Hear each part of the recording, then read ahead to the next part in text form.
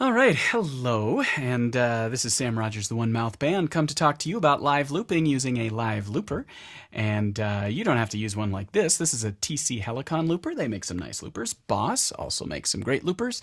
I've worked with dozens of different loopers from lots of different companies, and I'm here to talk to you today about the 5 button presses. 5 button presses that you must learn to do live looping. A lot of people want to get loopers that are complicated, that do lots of things. But if you understand the basics of live looping and you know 5 button presses and when to use them, you're good. You're good for like at least a year. You're good for probably more than a year. You could pick up something like this for maybe $50 on eBay and then sell it again for $50 on eBay a year later. And now you know what you need to get. Now you know where you need to go. And the reason I recommend simple ones like this, because they're simple and they work well with a microphone. So this is a Ditto mic looper. And there are 2 buttons on here, and there's 1 button actually on this microphone.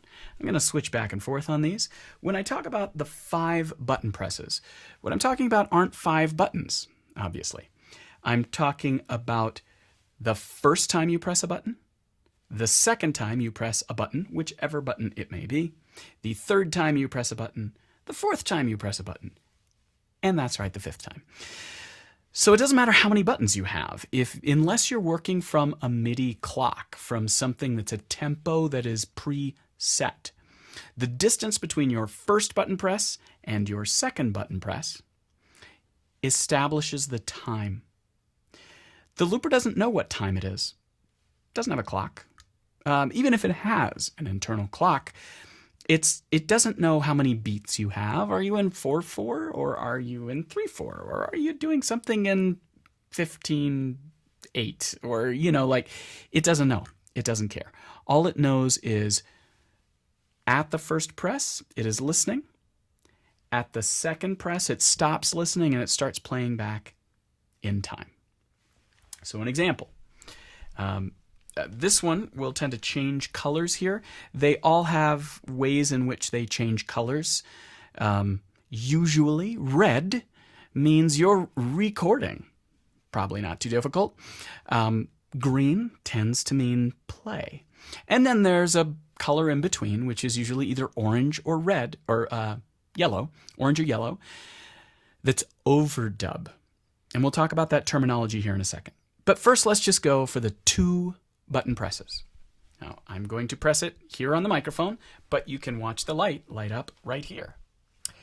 Here it is, and I'm pressing the button. Now that I've pressed the button is red. You see the red there, and as soon as I press the button again, it goes green. I am now not recording. There is no overdub happening. All I did was establish the time between my first button press and my second button press. And now I will press stop. So stop is actually our 5th button press. What might 3 and 4 be? Okay, I'm going to erase that by a long hold on the stop button. Okay, so you got distance from one to the next.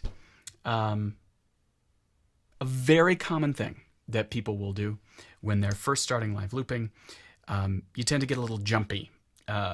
It's a discipline. It's like learning to play anything. It's a skill. And so keeping in time without that tension wave of the time, like speeding up and slowing down when you're pressing a button, can be a little disorienting at first, especially if you're pressing buttons like this with your feet. Sometimes it takes a little while to get used to.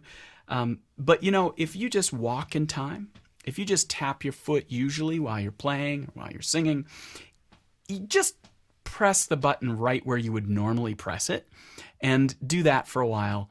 And by a while, I mean like at least a couple months, and it'll start to make sense.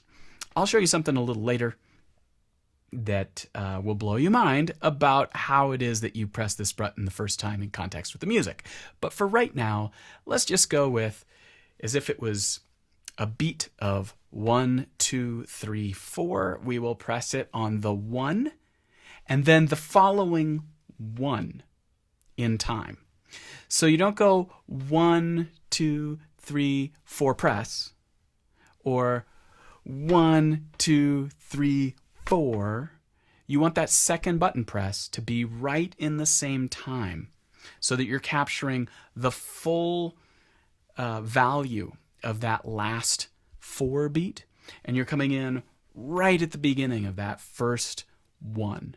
So it's got a real rhythm to it. So I can demonstrate with just again, I'm going to press the button here. You'll see it light up here, and then maybe I'll switch it up now. If I can get all the things held in my fingers. Okay. So this time I'll press the button here, but it does the same thing, pressing it here. So I'll go 1, 2, 3, 4. 1, 2, 3, 4. 1, 2, 3, 4. 1, 2. Now you'll notice you'll hear that throw, the click of this switch, because I've got the microphone touching here. This is something to be mindful of. When you're pressing that button, it'll hear everything, not just what you want it to hear, right? 1, 2. If you listen real carefully, you hear that click. Now sometimes it matters, sometimes it doesn't matter at all.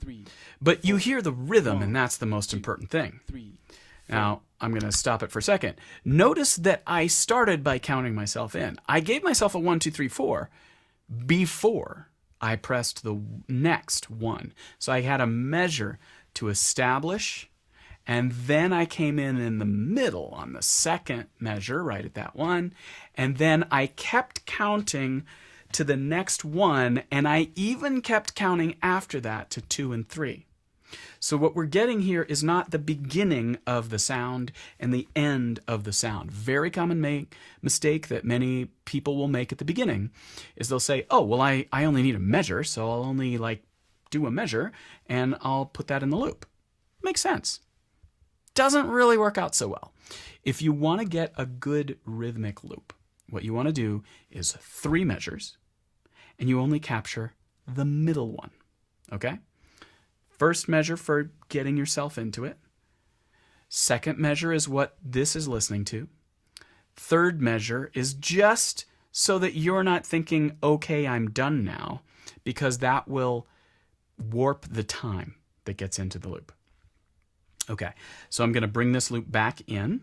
1, 2, 3, 4. 1, 2. And I'll put something else in. 1, 2, 3, 4. 1, 2, 3, 4. 1, 2, 3, 4.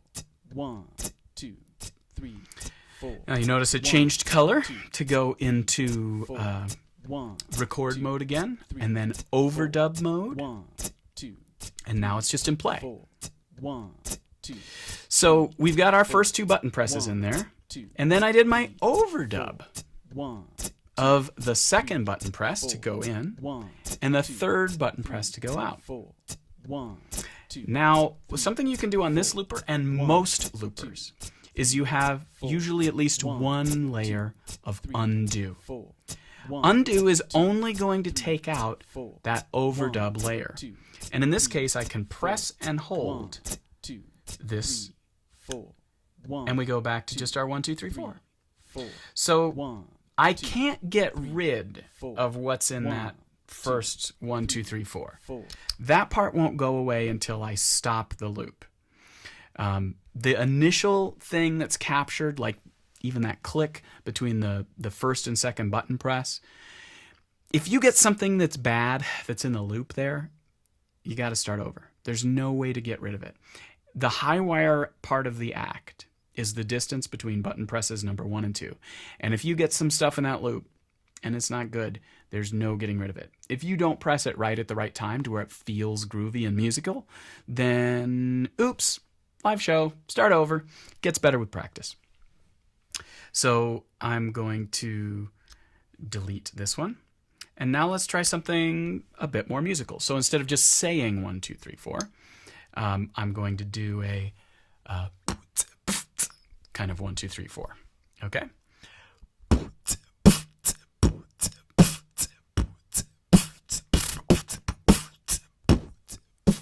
Now that time I did what I just told you not to do, which is I did the full thing, and then I stopped at the end.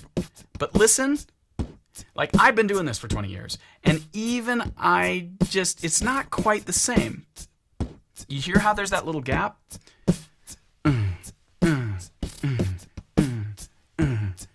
It's a little off, okay? So if anything like that happens, you start over. Live show, doesn't matter, okay? Now I'll do it the right way. 1, 2, 3, 4.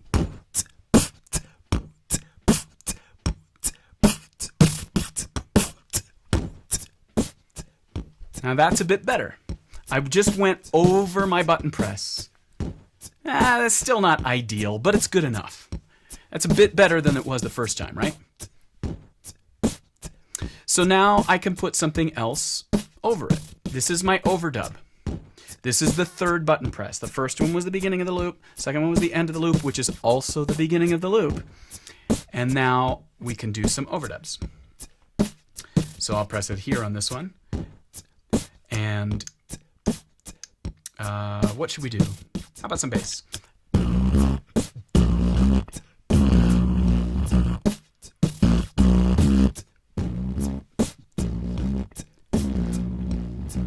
And fourth button press. So I did one to overdub and then one to get out of that overdub. Now, just like before, I can take this out by holding, in this case, that is what triggers that undo. Sometimes you'll have a different button that says undo. Sometimes you can arm and disarm tracks, but it's the next time you're pressing a button, right? That next thing you get to do this, and I can bring it back in.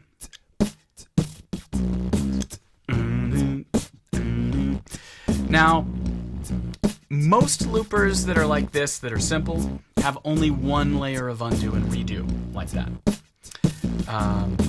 So if I was to put another layer on this, it would cement down and make it to where I couldn't get rid of this bass part. Let's go ahead and do that.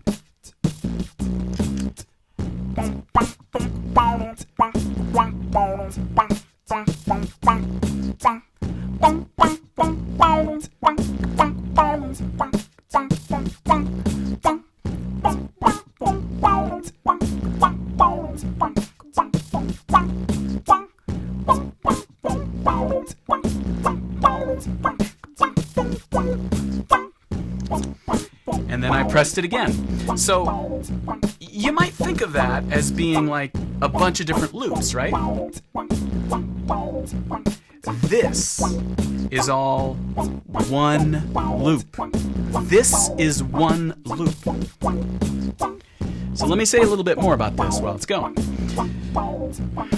Terminology-wise, what we did was one pass to create the loop, to cement the time.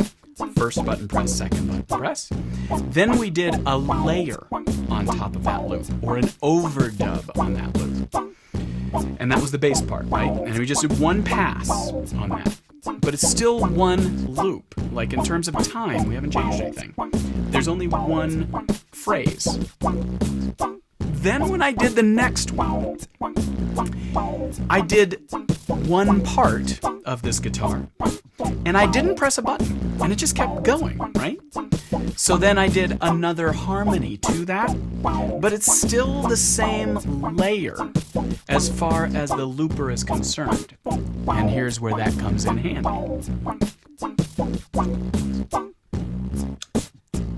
Now I've just got the bass and the drums. Now, I can't get rid of that bass. I can't go back to just the drums. But I can toggle this in and out.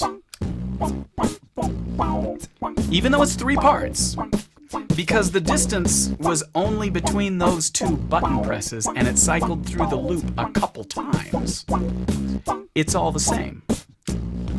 And so it comes out all at once, and it comes back in all at once. Now, how it does it on this loop, and a lot of things like a Boss RC3 or other loopers like that, RC20, you press it and hold it for a certain length of time. You press it and hold it for like 2 seconds, and that's what it is. So that's not exactly a musical thing, but you can get the feeling for it. And It's good to leave space. It's always good to leave space in music, but it's especially good to leave space when you're looping, because this gives you the room so that you're not coming in the middle of the loop, right? Or coming out in the middle of the loop like I just did. You want to be able to have it aim for an open space so it maybe comes as a full phrase. So I got the beginning of this. Now I can cut out that last bonk, and it's okay. You know, there's musical selections to be made here, but the more intentional you can make those musical selections, the better.